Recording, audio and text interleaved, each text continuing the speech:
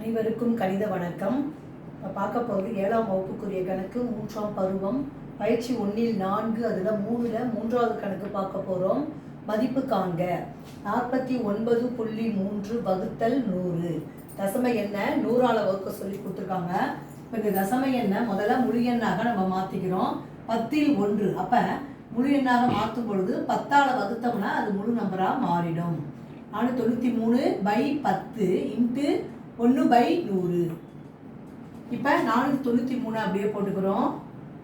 கீழே 1 போட்டு எத்தனை பூஜ்ஜியம் போட போகிறோம்? 2, இங்கே 1, 3 பூஜ்ஜியம். அதாவது 100ஐயும் 10ஐயும் பெருக்கினால் 1000. இப்போ பார்த்தீங்கன்னா எத்தனை பூஜ்ஜியம் இருக்கு? 3 பூஜ்ஜியத்துக்கு 3 நம்பர் வலப்பக்கம் கொண்டு போயிடுறோம். 1க்கு புள்ளி வச்சிடுறோம். அப்போ என்ன வரும்? 3, 9, 4.0. அப்போ இந்த கணக்குக்குரிய விடை என்ன அப்படின்னு பார்த்தீங்கன்னா 0.493. புரிஞ்சுங்களா?